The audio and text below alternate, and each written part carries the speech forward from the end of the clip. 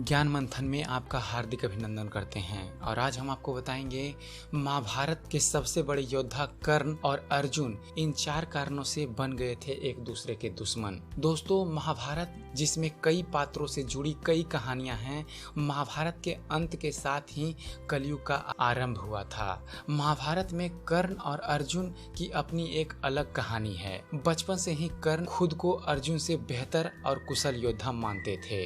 वहीं अर्जुन को खुद के क्षत्रिय होने पर और अपने कौशल पर गर्व था। ऐसे में भाई होते हुए भी आखिर क्या कारण था जो ये दोनों एक दूसरे के दुश्मन बन गए। अब आपको बतलाते हैं कि कैसे शुरू हुई थी इन दोनों योद्धाओं की दुश्मनी। दोस्तों, कर्ण को पालने वाले अधिरथ जब उन्हें धनुष की शिक्षा के लिए गुरु द्रोणाचार्य के पास ले गए तो कर्ण ने उनसे कहा कि वो अर्जुन से बेहतर धनुषधर बनेगा और उनके प्रिय शिष्य को पराजित करके ये साबित करेगा कि वो भले ही क्षत्रिय नहीं है लेकिन एक शुद्ध पुत्र होकर भी क्षत्रिय अर्जुन से बेहतर है।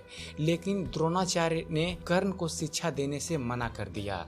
अर्जुन द्रोणाचार्य के सबसे प्रिय शिष्य थे और वह सबसे बेहतर धनुषधर अर्जुन को ही मानते थे। कर्ण की यह महत्वाकांक्षा इनके बीच दुश्मनी की एक बड़ी वजह थी। जब कर्ण का हुआ था अपमान, कौरव और पांडवों ने अपनी शिक्षा समाप्त कर ली। इसके बाद उनकी क्षमता और योग्यता का प्रदर्शन चल रहा था। उस दौरान वहां कर्ण का आगमन हुआ और उन्होंने एक बार फिर अर्जुन को चुनौती दी। कर्ण की चुनौती से पांडव क्रोधित हो गए और सूद पुत्र कहकर कर्ण का अपमान किया और कर्ण को प्रतियोगिता में शामिल होने से रोक दिया गया। दुर्योधन ने कर्ण का अंगराज बनाकर अपना मित्र बना लिया। कर्ण अपने अपमान से बेहद आहत था, जिस वजह से वह अर्जुन से और ज्यादा नफरत करने लगा। अब आपको बतलाते हैं, द्रौपदी से करना चाहते थे विवाह। माना जाता था कि कर्ण भी द्रौपदी से विवाह करना चाहते थे, लेकिन वह विवाह में हिस्सा इसलिए नहीं ले पाए क्योंकि वो एक सूद पुत्र थे। वहीं